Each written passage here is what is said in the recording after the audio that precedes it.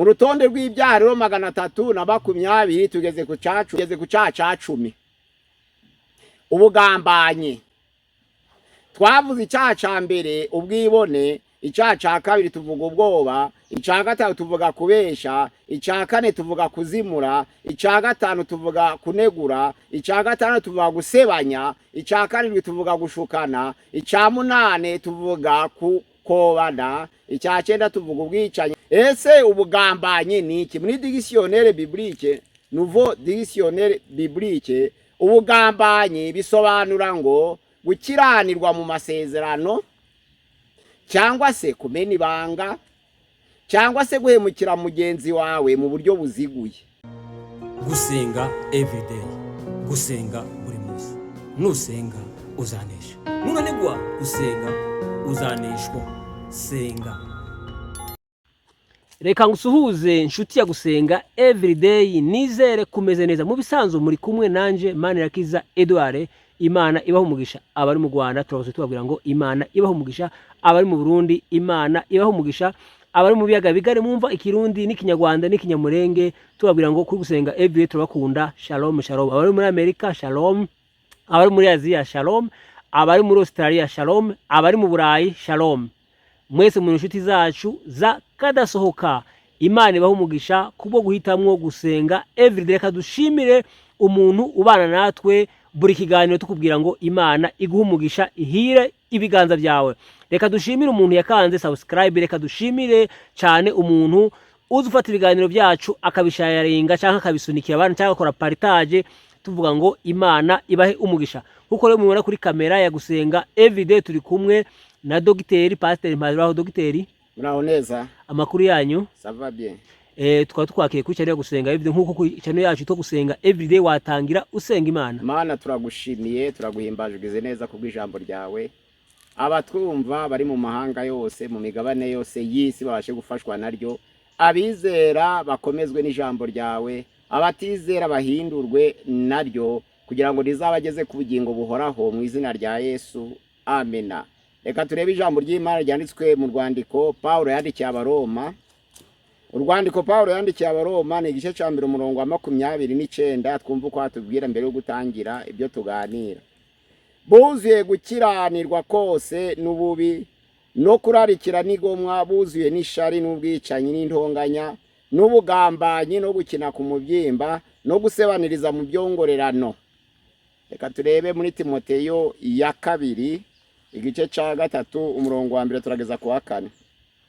Umenye yuko mu minsi y'imperuka hazaba ibihe birusha, kuko abantu bazaba bikunda, bakunda impiya, birarira, bibona, batukana, batumvira ababyeyi babo, indashima, batarabera, badakunda n'ababo, batuzura, babesherana, batirinda, bagira urugomo, badakunda ibyiza, bagambana ibyigenge, bikakaza, bakunda ibanezeza aho gukunda Imana, bafite ishusho yo kwera ariko bahakana imbaraga zako. Abameze batyo ujye ubatera umugongo. Turareba ku murongo wa 4, bagambana. None hano kuri 29 mu Baroma igice cya mbere haravuga ngo buzuye ubugambanyi. Tugeze ku cya 10 kivuga kugambana. Ubugambanyi dusobanura bene data abatwumva bose urutonde rw'ibyaha nuko bisobanura icyaha mu izina ryacu. Tugeze ku bugambanyi.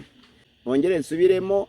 Kugambana bisobanura ngo gukiranirwa mu masezerano, cyangwa se kumena ibanga ya mugenzi wawe, cyangwa se guhemukira inshuti yawe unyuze mu buryo buziguye. Uburyo buziguye nuvuga ngo waje kumuhemukira ugatuma undi wamuhemukire.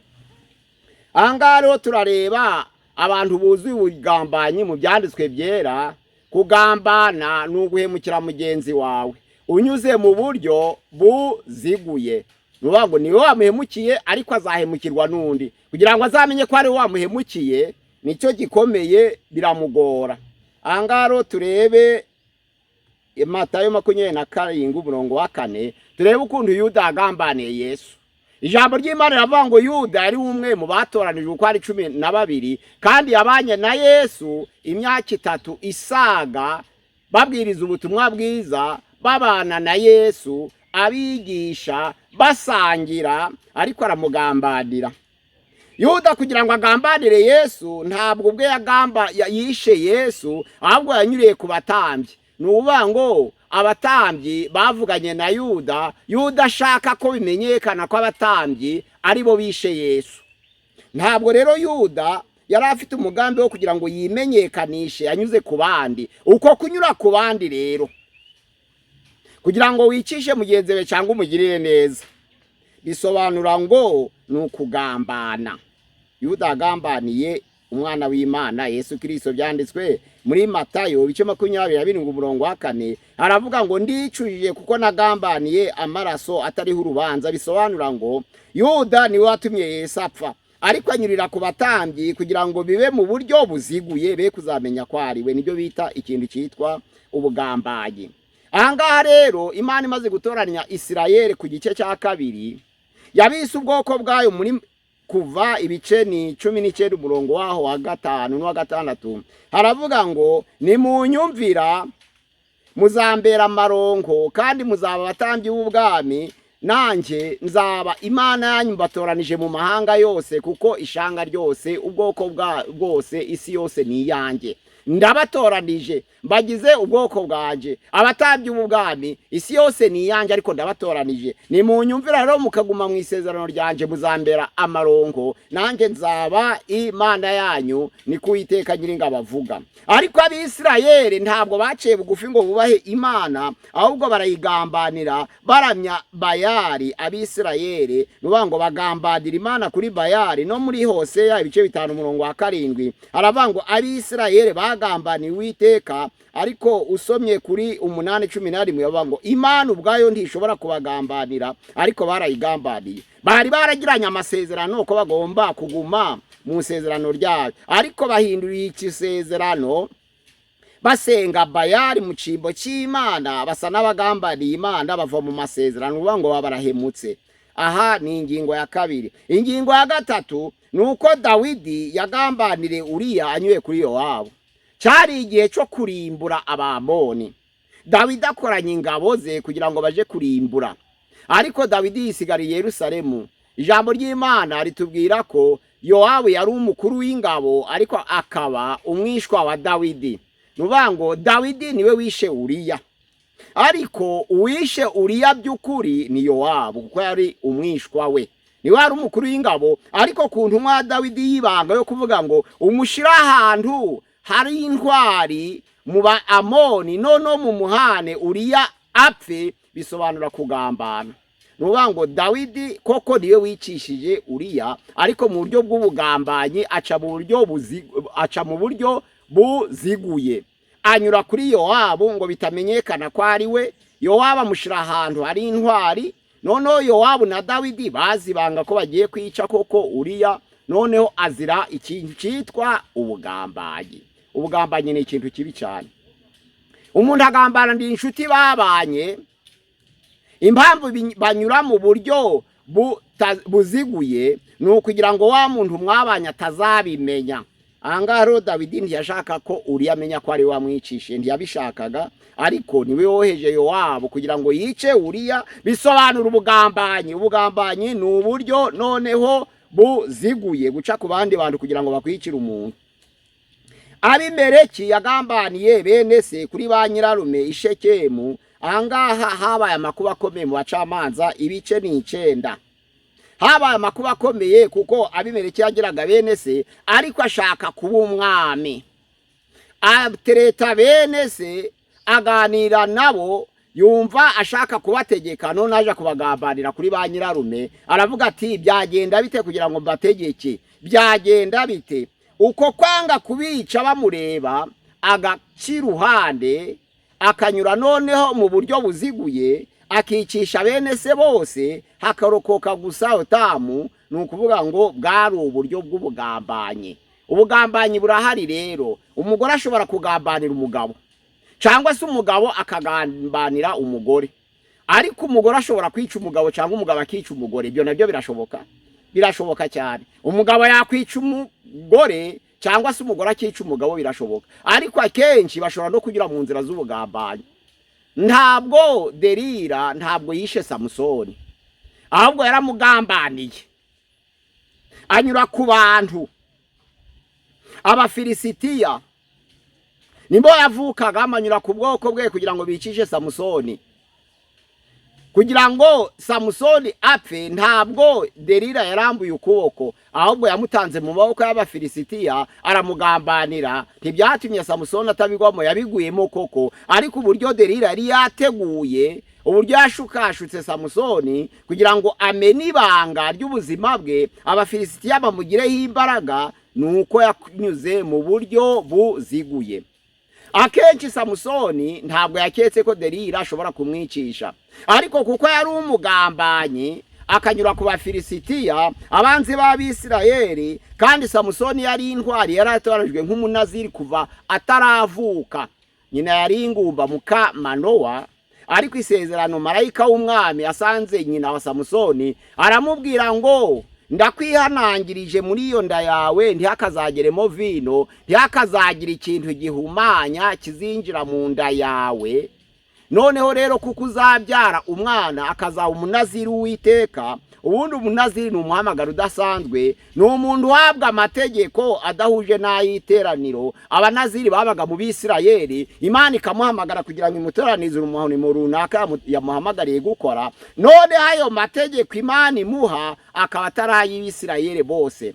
Samweli yari umunaziri, Samusoni yari umunaziri, Yohana umubatiza yari umunaziri. Nuvuga ngo ubuzima bwabo bwabaga butandukanye n'ubw'Abisirayeli bandi, byaba ku byo kurya, byaba ku myambarire, byaba ku mivugire, byagombaga gutandukana nuko abandi b'Isirayeli bameze. Ntabwo icyo Imana yabuzaga umunaziri cyabaga kibujije iteraniro ry'Abisirayeli. Nari kimwe na n'uyu munsi, iyo umuntu ahamagawe agirana isezerano n'Imana, iryo sezerano bagiranye n'Imana si ngombwa ngo undi arinyuremo cyangwa rihamagarwemo. Amakosa akunze kuba ku bantu bahamagawe nuko ahabwa amasezerano y'Uwiteka ahatabanje kuyitaye akayita ay'itorero. Kandi none Imana ihamagara ikora, hari intambwe ebyiri z'umuhamagaro. Intambwe yo guhamagara n'intambwe yo gutuma ziratandukanye. Imana ishobora kuguha amasezerano koko, ariko ikabita gutumye ngo yajanire itorero. Abantu rero benshi bahabwa amasezerano yabo y'umwihariko bakayajanira iteraniro, bakayita ya rubanda, ariko ntabwo ariko Imana ihamagara. Imana hari uguhamagara, hariho no kuguha uburenganzira bwo kugutuma kugira ngo ujane ubutumwa mu mahanga yose. Ahangaha rero hari ubugambanyi nani Samusoni yakorewe. Delila akora ubugambanyi bukomeye cyane, agambanira Samusoni ku Bafilisitiya. Ntabwo Samusoni yari abizi neza, ntabwo yari abizi neza ko aricwa na Delila, ahubwo ni ubugambanyi bwakozwe amuta mu maboko y'Abafilisitiya. Samusoni arapfa kandi ari umunaziri w'Uwiteka, uw'Imana yatoranije kugira ngo arengere ubwoko bw'Abisirayeli. Ubundi yarwanaga intambara arengera Abisirayeli gutsinda Abafilisitiya, ariko agwa mu maboko yawo kuko yagambaniye n'uwo bashakanye ari we Delila. Batsinze Abafilisitiya. Usomye noneho muri Abacamanza 16:23 kugeza 31, ni hayo magambo aboneka ubugambanyi bwakozwe na Delila kugira ngo Samusoni yicwe. Ahangaha rero hari abandi bakoze ubugambanyi bukomeye. Uwitwa Abusalomu yagambaniye Amunoni, aramwicisha anyuriye ku bagaragu ba Dawidi kubwo kwihorera icaha Amunoni yari yakoze. Samweli ya 2:13 Amunoni yari yakinze Tamari aramukinda. Noneho bibaza Abusalomu. Abusalomu ashaka kumwicisha anyura mu buryo buziguye, ategeka abagaragu ba Dawidi ngo bicire mu nteko Amunoni yihorera icaha Amunoni yari yagiriye mushiki we. Ahangaha babyita ubugambanyi. Akenshi Amunoni ashobora kuba ataramenye ko yishwe na Abusalomu kuko yishwe n'abagaragu ba Dawidi, ariko hari ku nama ya Abusalomu, nibyo bita ubugambanyi. Ahangaha rero abatware mu gihugu cy'Ubumedi n'Ubuperesi nabo bagambaniye Daniyeli. Ahangaha ijambo ry'Imana riravuga ngo Daniyeli amaze kuba intoni muri Daniyeli 6, ijambo ry'Imana riravuga ngo byababaje cyane abatware n'ibikomangoma n'ibisonga n'ab'intebe bo mu gihugu cyose cy'Abamedi n'Abaperesi bagirira Daniyeli ishari, kuko yari yabonye umugabane ukomeye mu gihe cy'umwami Dariyo, ariko kuko hari ikintu cyitwa amategeko yagengaga igihugu cy'Abamedi n'Abaperesi, maze abatware, ab'intebe n'ibisonga n'abajenama, abo bose bigiye inama yo gusanga umwami Dariyo bamubwira bagambanira Daniyeli kuri Dariyo. Ahangaha Dariyo nta mugambi mubi yari afite wo guterera Daniyeli mu rwobo rw'intare, ariko habaye ubugambanyi. Baramwegera baramubwira bati nyaguhoraho Dariyo, itegeko ry'Abamedi n'Abaperesi ntirivuguruzwa, none hari itegeko ryasigaye utabashe gushiraho umukono, ahangaha ongera amategeko. Ati nayaye? Bati shiraho umukono uvuge ngo mu minsi 30 umuntu uzaramye indi mana atari wowe Dariyo azajugunye mu rwobo rw'intare. Ntabwo Dariyo yarazi ibyo bakora, yarazi n'ibyo batekereje kuri Daniyeli, ariko umugambi w'abajenama n'ibikomangoma n'ibisonga by'Abamedi n'Abaperesi bari bababajwe n'umugabane Daniyeli yahawe, baramugambanira bamurega ku mwami. Umwami ashira umukono ku rwandiko, yongera amategeko avuga ngo umuntu wese mu minsi 30 uzasenga indi mana atari wowe Dariyo, atari Dariyo, ajugunye mu rwobo rw'intare. Niko byagenze, ariko itegeko rigiye gufata rifata Daniyeli. Nawe amaze kubyumva atarajugunya mu rwobo rw'intare, ijambo ry'Imana riravuga ngo yafunguraga amadirisha yerekeye Yerusalemu agasenga Imana 3 ku munsi, ahamagara Imana ye kugira ngo abone ubutabazi. Niko byagenze. Ijambo ry'Imana riravuga ngo Dariyo amaze gushiraho umukono, baramuzanye kuko ryari itegeko ritavuguruzwa ry'Abamedi n'Abaperesi, inkubagaho baramujyana bamujuya mu rwobo rw'intare. Aha byari biteye ubwoba cyane. Intare zimaze 3 zitarya ari 30 zigomba gusangira umuntu umwe, byagombaga kwishurwa kugira ngo birebe, kuko hari umukino utangaje. Ahangaha rero bavuze ngo ni Daniyeli, Dariyo yarababaye. Ijambo ry'Imana rivuga ngo araratagohetse, araradasinziye, araratagize icatamira n'icanyoye, ntiyakora ku musawe, ariko mu gitondo kare kare kuko yararanya agahinda, kandi akaba yari inshuti ya Daniyeli. Ubwo yagendagendaga yigenzagenza, yapfuye guhamagara gusa mu izina rya Daniyeli, avuga ngo Daniyeli mugaragu w'Imana ihoraho, ese Imana yawe ukorera yabashe kubigiza inzara z'intare? Daniyeli yumvise agize ibyishimo, aravuga ati karame mwami, Imana yohereje marayika wayo abumba iminwa y'intare, ntaco zantwaye, kuko nabonetse mu maso yo ntafite icyaha, kandi nawe mwami ntaco nagucumuye. Yumva yuzuye ibyishimo. Daniyeli asohoka mu rwobo rw'intare, Dariyo arishima. Niho yabashe gutegeka ko abatware, ibikomangoma, abajenama n'abakuru bose bamugiriye inama yo kujugunya Daniyeli mu rwobo rw'intare. Barazana bageze imbere ya Dariyo, aravuga ati nabo bagore babo batabagiriye inama bagatuma nkora amakosa yo kujugunya Daniyeli mu rwobo rw'intare nibaze bagaragare. Baraza. Dariyo aravuga ngo sinshaka n'ikintu kibakomokaho. Bazana abana babo bose, abagabo, abagore, abana. Ijambo ry'Imana riravuga ngo babajugunya mu rwobo rw'intare, nta numwe wageze hasi. Intare zarasimbutse zirabasanganira, zibasamira mu kirere. Ijambo ry'Imana riravuga ngo ziminagura amagufa yabo batararusha bagera hasi, bapfa muri ubwo buryo. Ariko abakuru n'abatware n'abategetsi n'abajenama b'umwami Dariyo bari bagambaniye Daniyeli. Bisobanura ngo itegeko ryo kujugunya Daniyeli mu rwobo rw'intare byatanzwe na Dariyo, ariko Daniyeli yagambaniwe n'abatware n'abakuru b'ico gihugu. Nico bita icacu ubugamba. Icacu ubugambagiro ni kibi. Kuba udashaka kubwira umuntu ukuri, ariko ashaka kumemukira ukaja kubwira abandi ngo ari bamuhekira, bitamenyekana ko ari wowe, ubwo babyita ubugambagi. Nuguhemukira inshuti yawe mu buryo buziguye. Ahangaha rero n'Abakristo nabo bigeze bagambanira itorero igihe kimwe.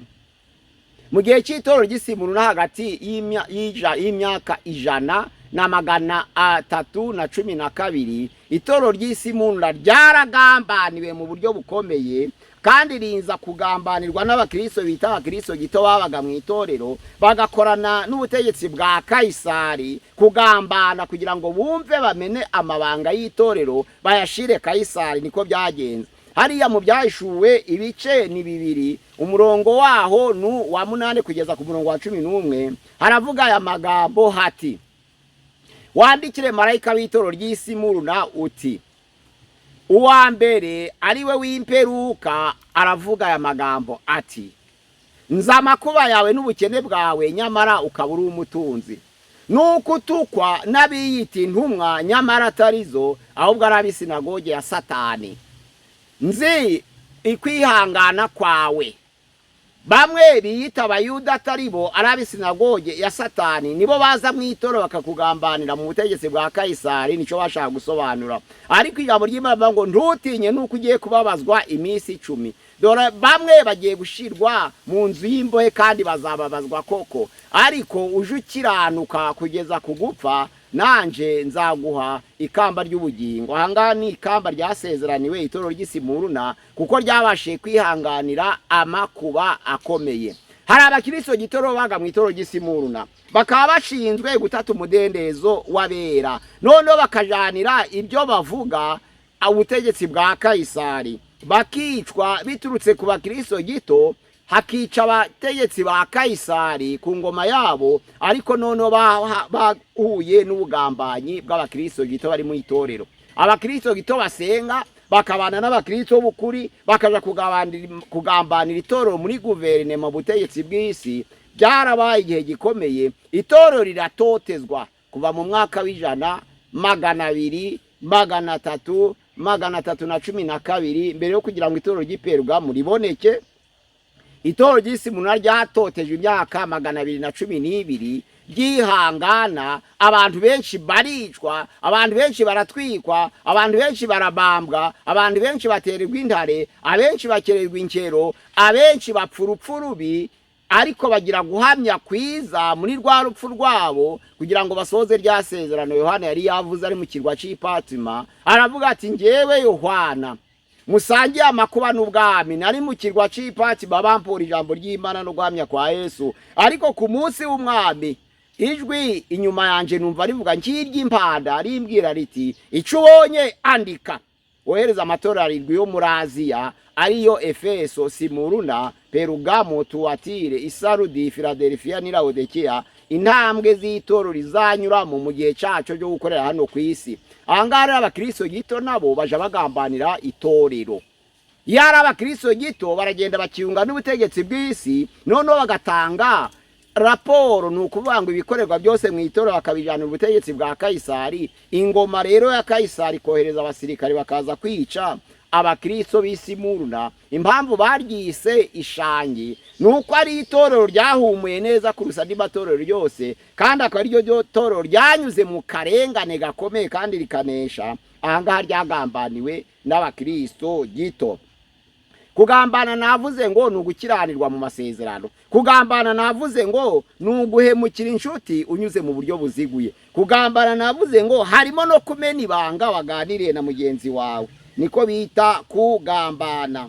Ahangaha rero abatware ba Medi n'Abaperesi bagambaniye Daniyeli ajugunya mu rwobo rw'intare. Hariya 6 Daniyeli kuva ku murongo wa mbere kugeza 11 hari uko abatware n'abategetsi bagiye binginga Dariyo. Ayo magambo arahari, ariko kuri 22 aho Daniyeli avuga ati Uwiteka Imana yohereje marayika wayo abumba iminwa y'intare, ntaco zantwaye kuko nabonetse mu maso y'Uwiteka ntagira icyaha, kandi nawe nyagasani Dariyo ntaco nagucumuyeho. Bisobanura ngo yagize ubuhamya bwiza kandi imuha imbaraga zo kunesha. Nubwo yari yagambaniwe n'abategetsi, nubwo yari yagambaniwe n'abatware, nubwo yari yagambaniwe n'abajenama b'igihugu cyose kubw'ishari, kuko yari yatonye kuri Dariyo, ariko Imana yakomeje kubana nawe aranesha. Ubugambanyi bwakozwe na Yezebeli agambanira Nabote, ntabwo Ahabu yarari muri uwo mugambi. Ikiganiro Ahabu yaganiye na Nabote cyari ikiganiro cyiza koko, kuko Ahabu yifuje uruzabibu rwa Naboti, ariko amugejejeho igitekerezo niba yagura cyangwa akamuguranira. Ntabwo Naboti yabyakiriye kuko byari binyuranije n'amategeko n'amasezerano y'Isirayeli. Nta muntu ugurisha gakondo. Ariko Yezebeli umugore mubi agambanira Nabote yosha umugabo we Ahabu kugira ngo amwice, noneho babone uruzabibu. Ubwo nukuvuga ngo kwicwa kwa Naboti ntaho kwaturutse kuri Ahabu, kwaturutse kuri Yezebeli. Bisobanura kuko Yezebeli yakoresheje inzira, uburyo buziguye akaba ari Ahabu usohora itegeko, ariko byakozwe na Yezebeli bisobanura kugambana. Abami ba mbere ibice 21 umurongo wa mbere kugeza 6, Naboti yaragambaniwe, Yezebeli aramugambanira. Nuvuga ngo byanyuze ku bantu batatu, byanyuze kuri Yezebeli, Ahabu na Naboti. Ikintu cy'ubugambanyi rero ubara inzira canyuzemo, babyita ubugambanyi iyo byanyuze ku bantu barenze babiri. Iyo umuntu aguhemukiye muri babiri abaguhemukiye koko, ariko iyo abanje kunyura ku bandi ngo abari bakugirira nabi kandi bitamenyekana kuri we, babyita ubugambanyi. Nukuvuga ngo Yuda kugira ngo agambanire Yesu byanyuze ku batambyi ni batatu. Abisirayeli kugira ngo bagambanire Imana banyuze kuri Bayali, bava mu masezerano yabo. Dawidi kugira ngo agambanire Uriya yanyuze kuri Yowabu. Abimeleki kugira ngo agambanire bene se yanyuze kuri ba nyirarume. Abusalomo kugira ngo agambanire Amunoni yanyuze kuri abagaragu ba Dawidi. Abakristo gito nabo kugira ngo bagambanire itorero banyura kuri leta y'isi. Abisimuruna banyuze kuri ba Kayisari kugira ngo bagambanire itorero ry'Isimuruna. Delila yakoranye n'Abafilisitiya kugira ngo bagambanire Samusoni. Abatware n'abajenama banyuze kuri Dariyo kugira ngo bicishe Daniyeli. Yezebeli nawe anyura kuri Ahabu kugira ngo bavutse Nabote ubuzima bwe. N'abami ba mbere 21 umurongo wa mbere kwira kwa 6. Noneho rero hari mu Baroma ibice 2 umurongo wa 24, hariya hari abapagani baramira mu byaha. Abantu baramira mu byaha bitwa abakristo b'itore, abapagani bo mu itorero. Abapagani bo mu itorero baramira mu byaha kuko Abaroma igice cya 6 umurongo waho wa 2 haravuga ngo abapfanye na Yesu ntabwo bakwiriye kuramira mu byaha. Angaro hari abakristo n'ubundi baba mu itorero basa n'abaramiye mu byaha, noneho bakagambanira izina ry'Imana banyuriye ku bapagani. Anga ijambo ry'Imana riravuga ngo izina ry'Imana ritukwa mu bapagani kubera mwe. Nuvuga ngo abakristo batagira imbuto bagambanira izina ry'Imana mu bapagani.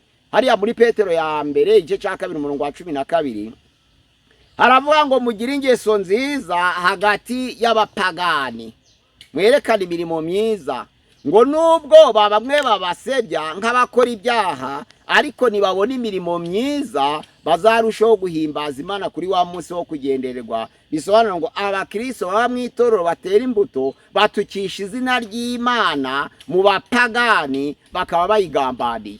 Narizo mpamvu ijambo ry'Imana bavuga ngo turi ba ambasaderi, turi intumwa mu cyimbo cya Kristo. Bisa naho Imana yingingira bazimiye mu isi inyuriye muri twe. Ijambo ry'Imana bavuga ngo turabahenda mu cyimbo cya Kristo kugira ngo mwinge n'Imana, kuko Yesu Kristo muri we nimwo twingiyemo n'Imana. None Imana iduha ijambo ry'umwuzuro kugira ngo tubashe kunga abazimiye n'Imana binyuriye muri twe, kuko turi abatambyi mu cyimbo cya Kristo. Niba muri Yesu Kristo twariyunze n'Imana, natwe tukagabana umurimo w'ubutambyi mu cyimbo cya Kristo. Abazimiye bagomba kunyurira muri twe kugira ngo biyunge n'Imana. Ahangaha rero niho havugwa ngo izina ry'Imana ritukwa mu bapagani kubera kutagira imbuto.